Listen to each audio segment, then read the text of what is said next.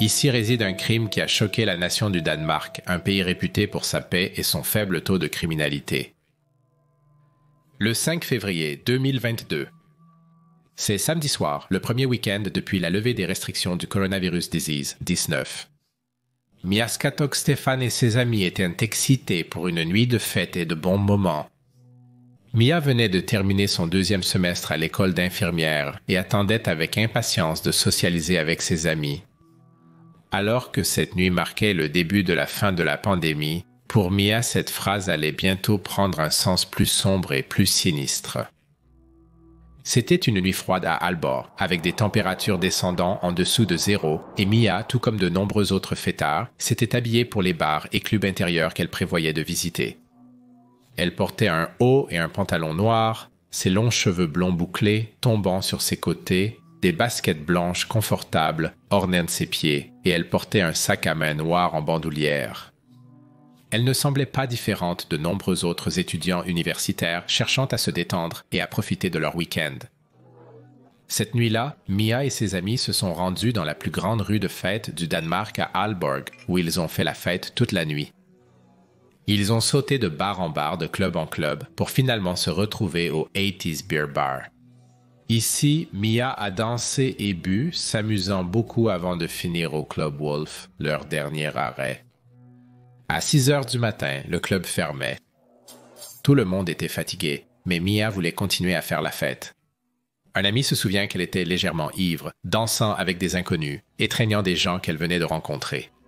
Rien d'extraordinaire pour une amicale de 22 ans au Danemark. En dehors du club, Mia et ses amis ont brièvement parlé avant de décider de se séparer. Ses amis supposaient qu'elle rentrerait en bus et prévoyaient de la retrouver plus tard. Avant de continuer, si vous êtes fan de faits divers mondiaux, racontés sous forme d'histoire, vous êtes au bon endroit. Je fais des recherches approfondies sur tous mes cas et si vous appréciez ces histoires, appuyez sur le bouton « J'aime » et abonnez-vous pour être averti lorsque j'ai un nouveau cas pour vous.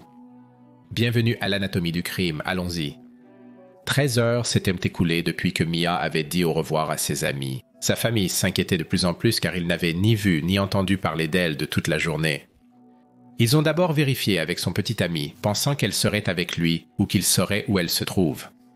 À leur surprise, il a affirmé ne pas avoir eu de nouvelles de Mia de la journée. Cela les a beaucoup inquiétés car Mia était connue pour être responsable et pour toujours les informer si elle faisait des plans alternatifs.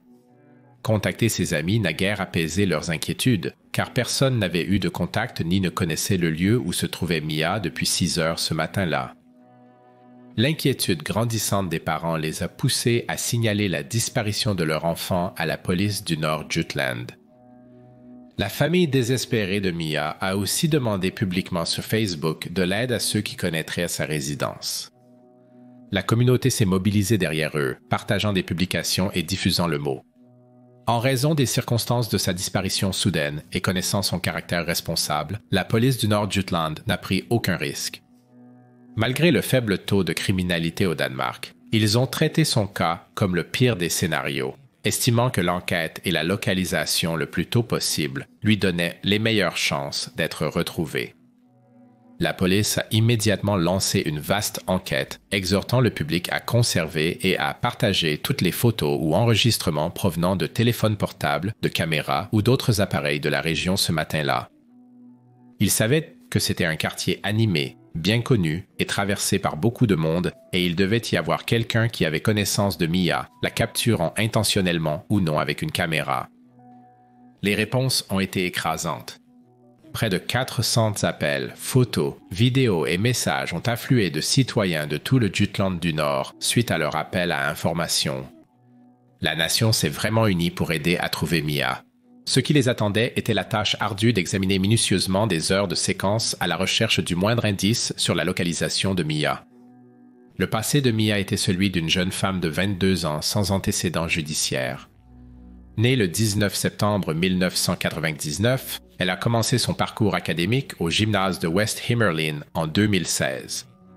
Sa passion pour les soins infirmiers l'a menée à l'Université des sciences appliquées, Université des sciences appliquées du Nord à Aalborg.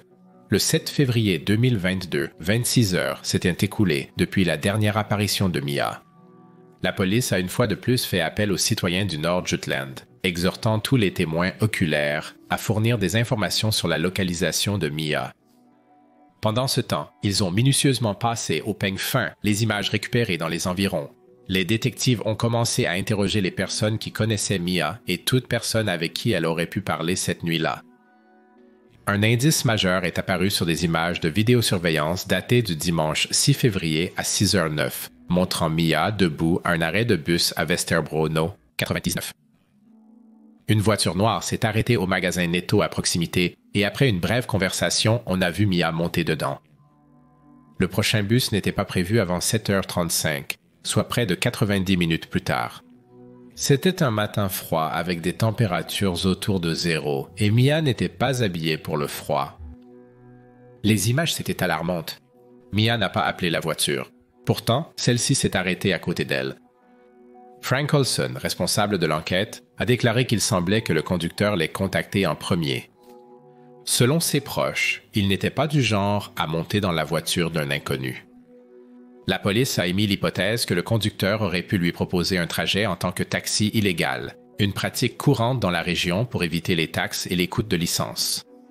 Cependant, il s'agissait purement de spéculation, soutenue par le fait que son bus pour rentrer chez elle n'était pas prévu avant longtemps. En raison des limitations de la qualité des images, la police n'a pas pu identifier clairement la plaque d'immatriculation du véhicule et a de nouveau fait appel à l'aide du public. Le 8 février, la police a partagé la séquence d'événements menant à Mia qui monte dans le véhicule. Après avoir dit au revoir à ses amis vers 6h02 du matin, Mia a marché depuis Jomfruongad, a pris à gauche sur Borgad puis une autre à gauche dans le quartier de Westerbro. Elle s'est rendue à l'arrêt de bus numéro 99 à Westerbro, attendant son bus pour rentrer. La Volkswagen noire s'est arrêtée peu après. Le conducteur a engagé la conversation avec elle. Elle est montée dedans et a disparu depuis. Ce même jour, une percée est arrivée. La police a réussi à identifier la plaque d'immatriculation du véhicule grâce à de nouvelles images et à la technologie. Le véhicule avait des plaques de perroquet, un terme danois pour une plaque d'immatriculation avec plus d'une couleur de fond. Le 9 février 2022, 11h20.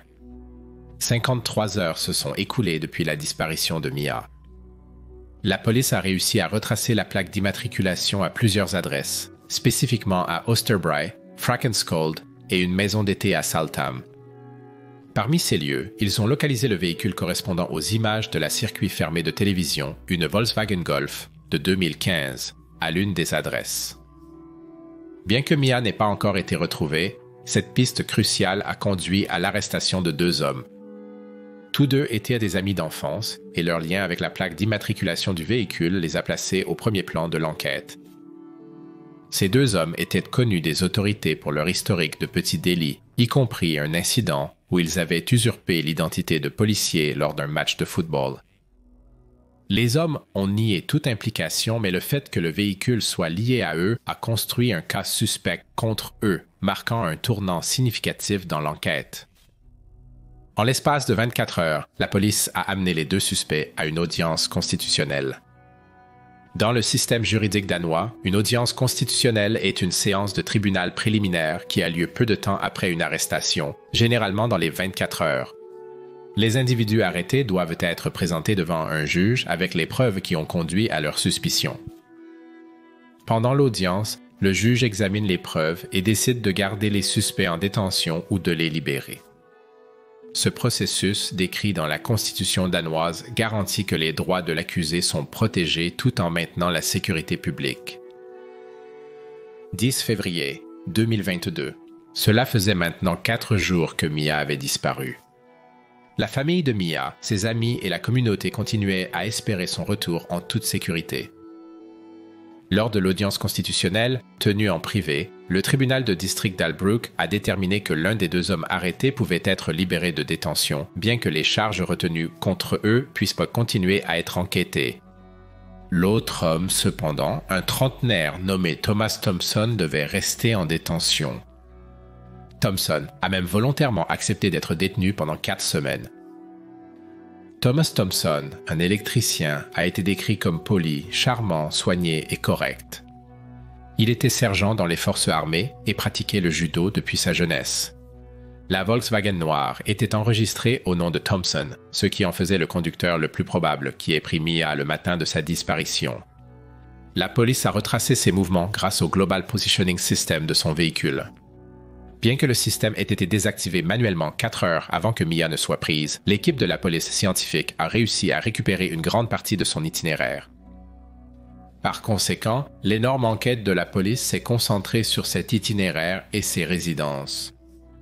Ils ont fouillé plusieurs endroits, y compris la résidence de Thompson à Flockenskald, une maison d'été, Hammerbacher et Droningland Storskov. Des indices ont commencé à émerger, dressant un tableau sombre de ce qui est arrivé à Mia.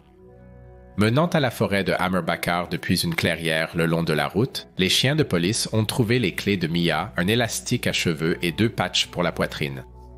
Ces affaires étaient dispersées sur une certaine distance, indiquant qu'elle aurait pu courir et les laisser tomber en chemin. Leurs pires soupçons ont été confirmés dans la zone forestière de Droningland Storskov, à 10 minutes en voiture de la maison de Thompson dans le village de Falkenskald. Ici, ils ont découvert plusieurs trous peu profonds qui semblaient avoir été creusés à la main.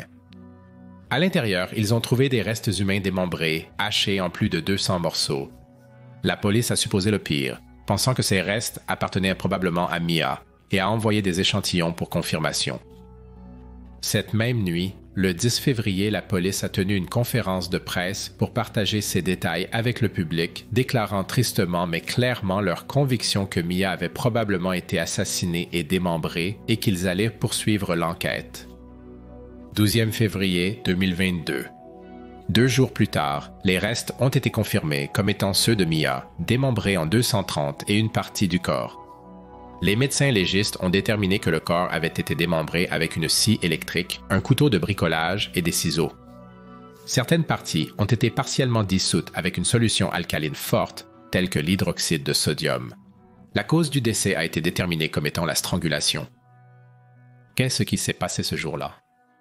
Thomas a déconnecté le Global Positioning System de sa voiture à 2h14 du matin, le 6 février, prévoyant d'éviter d'être suivi pendant qu'il était en chasse. Cependant, grâce à une heureuse erreur technique, le Global Positioning System a toujours enregistré sa position toutes les 15 secondes. Lorsqu'on l'a interrogé sur la raison pour laquelle il avait déconnecté le Global Positioning System, Thomas a prétendu qu'il l'avait fait pour éviter un certain officier de police qui, selon lui en voulait et le harcelait à chaque occasion. Son Global Positioning System a été remis en marche à 9h23. On suppose que ce qui est arrivé à Mia s'est produit entre 6h et 9 minutes du matin, quand elle est entrée dans le véhicule, et 9h23. À 6h et 9 minutes, Thomas s'est arrêté à côté de Mia, a baissé la vitre du côté passager et lui a proposé de la conduire, ce qu'elle a accepté, s'asseyant à côté de lui. Le procès a eu lieu en juin 2023. Selon la version des événements de Thomas, dans ses propres mots, je cite, « Cela me surprend qu'elle soit debout à l'arrêt. Il n'y a personne d'autre. Il reste beaucoup de temps avant le prochain bus. Je la vois debout avec ses bras nus. Puis je me demande si elle veut un lift. » Il sait qu'il s'était arrêté et avait proposé à Mia un lift gratuitement. Selon lui, Mia était coquette dans la voiture. Il les a conduits vers le terrain d'entraînement du camp Hammer à Hammerbacher parce qu'il voulait montrer à Mia, je cite, quelque chose de cool. À leur arrivée, ils ont convenu mutuellement d'avoir des relations sexuelles. Mais à un moment donné, elle est devenue furieuse lorsqu'elle a appris qu'il avait été sergent. Thomas a expliqué plus tard devant le tribunal que pendant ce temps, Mia est accidentellement tombée et a subi une torsion fatale du cou ou a peut-être été étranglée par les sangles de son dos lorsqu'elle est sortie de la voiture avec lui dans la zone boisée de Hammerbacher. Il est à noter que ses propos manquaient de cohérence. Ses déclarations initiales niaient sa chute jusqu'à plus tard, mais sa déclaration ultérieure mentionnait un trébuchement en sortant de son véhicule. Ces incohérences jettent dans le doute sur son récit. Il a reconnu qu'il avait paniqué et ne savait pas quoi faire, alors il a mis son corps dans sa voiture et l'a ramené chez lui, où il l'a démembré. Il a d'abord essayé d'utiliser de l'alcali pour dissoudre son corps, mais lorsque cela n'a pas fonctionné, il a abandonné et l'a découpé en morceaux. Il a ensuite partiellement enterré ses restes et en a dispersé certains dans une zone déserte à Droningland, Storskov. De plus, il a brûlé des seaux, des outils, des combinaisons, un tapis de voiture et peut-être son sac dans un feu, mais il ne se souvenait pas où. La police pense que Mia est montée dans la voiture de Thomas en espérant rentrer chez elle par un matin froid, le prochain bus n'étant pas prévu avant 7h35 du matin. Contre sa volonté, ou en la trompant, Thomas les a conduits à Hamar Bakar. Elle a été poursuivie, maîtrisée, violée, étouffée et mutilée. Il rejette totalement l'affirmation de Thomas selon laquelle elle est morte d'une chute accidentelle. Le coroner Asher Edgar Thompson de l'université d'Aros, qui a pratiqué l'autopsie de Mia, a témoigné le 23 juin. Il a cité un démembrement systématique destiné à obscurcir la cause du décès, mais a estimé que l'asphyxie était probable. Une chute comme décrite par Thomas serait impossible. Thompson a souligné qu'une agression sexuelle avait eu lieu et que la strangulation était la cause de sa mort. Bien que des parties corporelles cruciales confirmant la suffocation manquaient, d'autres preuves soutenaient indirectement cette théorie. Les preuves suggèrent que Mia a couru pour sauver sa vie. Ses affaires étaient éparpillées à travers la forêt. Son bandeau a été trouvé sur le chemin de terre, ses clés plus loin, et 2 patchs de poitrine dans la forêt sombre où Thomas prétendait qu'il n'était jamais allé. Le Global Positioning System a enregistré 3 arrêts sur le chemin de terre. Le procureur spécial, Matt Bendix, a soutenu que cela indiquait que Mia s'était battue pour sa vie, rejetant toute notion de consentement mutuel. La police croit que Thomas a commis ces actes pour satisfaire une gratification sexuelle déviante à travers le contrôle et le pouvoir. Mia était une victime, et la suggestion d'un consentement mutuel a été perçue comme un manque de respect flagrant à sa mémoire. D'autres preuves ont montré Thomas se promenant autour d'Aalborg avec le Global Positioning System, éteint cette nuit-là avant le meurtre. Avant de sortir, il a regardé du porno mettant en scène des filles plus jeunes en ligne. La manipulation extensive du corps a empêché de trouver des traces de sperme. Cependant, la police est restée ferme dans sa conviction qu'un viol s'est produit. L'acide désoxyribonucléique de Mia a été trouvé sur la poignée de la porte de la chambre de Thomas, confirmant qu'elle a été démembrée chez lui. En fait, Thomas a maintenu la façade d'une vie complètement normale tout en démembrant le corps de Mia sur plusieurs jours. Il a acheté de la pizza et des bonbons, est allé travailler et a envoyé des textos à ses amis avec des blagues et des emojis comme si rien ne s'était passé. S'il a été choqué par sa mort accidentelle, il ne semblait certainement pas affecter le moins du monde. Au contraire, il semblait satisfait de lui-même comme s'il avait réussi un meurtre parfait. Selon les procureurs, il croyait qu'il l'avait fait. Mais qui était exactement Thomas Thompson? Il s'avère qu'il avait une histoire choquante qui a probablement renforcé sa confiance. Tout cela est venu à la lumière pendant le procès. Né le 18 juin 1985, Thompson a grandi à Säby et a ensuite déménagé à Falkenskald, une petite ville de 500 habitants. Il a d'abord vécu en appartement, puis a emménagé dans l'ancienne maison de ses grands-parents. Élevé dans des conditions stables sans violence, crime ou abus, Thompson a fait carrière dans l'armée en tant que sergent avant de se former en tant qu'électricien. Il était considéré comme bon dans son travail, mais était décrit comme un solitaire par ceux qui le connaissaient dans le village. En 2009, Thompson a été reconnu coupable d'être un voyeur après avoir laissé du sperme à la fenêtre d'une fille. Les incidents se sont produits en 2005 et 2006 à Frederikshavn. Il frappait aux fenêtres de 2 filles, identifiées comme Louise et Marie, et se masturbait. Thompson n'a été inculpé que dans le cas de Louise parce que du sperme a été trouvé sur sa fenêtre. Marie se souvient vivement de l'humiliation, décrivant comment elle était allée se coucher quand quelqu'un a frappé à sa fenêtre au milieu de la nuit. Pensant que c'était un ami, elle a allumé la lumière mais n'a rien vu à cause de l'obscurité dehors. Lorsqu'elle a baissé les stores, elle a vu un homme avec son pantalon autour des chevilles, se masturbant sous une pluie battante. Elle se souvint de ses yeux vides et fixes et courut réveiller ses parents, qui contactèrent alors la police.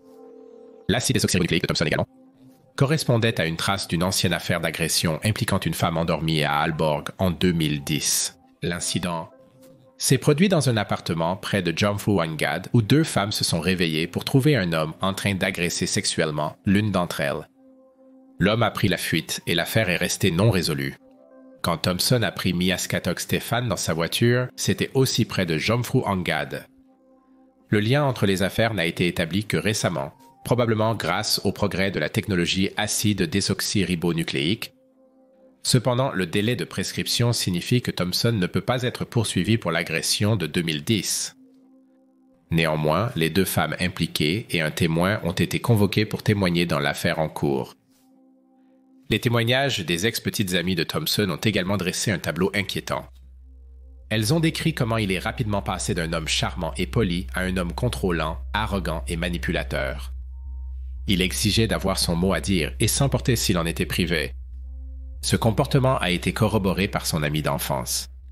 Les ex-petites amies ont également raconté des cas de comportements sexuels transgressifs, de mensonges sur son âge et de surveillance pendant et après leur relation. Une femme a témoigné qu'il l'avait attachée nue à un radiateur contre sa volonté. Une autre a signalé que ses conduites de frein avaient été coupées après qu'elle a rompu avec lui, et Acte Thompson a été condamné pour cela en 2010. Une 3e femme a trouvé une feuille Excel répertoriant des femmes et leurs activités sexuelles à des dates spécifiques. Thomas Thompson a plaidé non coupable de viol et d'homicide involontaire, admettant uniquement la manipulation indécente de cadavres. Le tribunal n'a pas pu trouver suffisamment de preuves pour prouver qu'il avait violé Mia ou l'avait exposée à des relations sexuelles au-delà de sa revendication de rapports sexuels mutuels. Ainsi, il a été reconnu coupable uniquement de tentative de viol. Seul le meurtrier, Thomas Thompson, et sa victime, Mia Scattock-Stephan, savent exactement ce qui s'est passé ce matin-là dans la zone forestière déserte de Hammer Bakar. C'est là qu'il a conduit la jeune femme légèrement intoxiquée après l'avoir piégée dans sa voiture, après plusieurs heures de conduite à la recherche d'une victime potentielle. En juin 2023, l'électricien Thomas Thompson, âgé de 38 ans, a été reconnu coupable du meurtre de Mia Scattock-Stephan. Il a aussi été reconnu coupable de tentative de viol et d'outrage à cadavre. Le tribunal a noté des circonstances particulièrement aggravantes et a condamné Thompson à la garde sur la base de l'évaluation mentale effectuée pendant l'affaire. Le Conseil de médecine légale a déclaré, je cite, « Il est dominateur, manipulateur et ne se remet pas en question par rapport à la culpabilité. Il y a un risque élevé de répétition de violence et de crimes d'immoralité. » Ils ont conclu que Thompson représentait un danger significatif pour la vie, l'intégrité physique et la santé d'autrui s'il était reconnu coupable du crime. Thompson continue de clamer son innocence concernant les accusations de meurtre et de tentative de viol. Immédiatement après sa condamnation, il a fait appel à la Cour suprême. Il espère entendre le jugement sur son appel d'ici la fin de mai 2024, espérant un acquittement ou une peine plus légère. Face à une telle tragédie, les parents de Mia ont courageusement remercié la communauté pour leur élan de soutien. Ils ont écrit, je cite, « Merci pour toutes vos pensées et vos salutations, mais nous ne demandons pas de fleurs. » Comme ce cas a suscité la peur chez beaucoup de ceux qui quittent leur maison après la quarantaine, LO7 a partagé des mots d'encouragement pour vivre et être courageux. Il a dit, je cite, « Il vaut mieux mourir en essayant de vivre que de vivre dans la peur de mourir. » Il y a quelque chose que nous pouvons tous apprendre, même face à une telle tragédie et à de tels risques. Ce cas a accru les préoccupations de la communauté pour davantage de caméras de surveillance au centre-ville. De plus, un groupe de bénévoles dévoués s'est réuni pour créer l'initiative Maison Sûre, qui vise à garantir la sécurité de tous les jeunes rentrant chez eux. Avez-vous apprécié mon travail et mes histoires? Eh bien, laissez un j'aime, abonnez-vous pour recevoir des notifications des prochains cas et consultez une playlist de tous mes cas à l'écran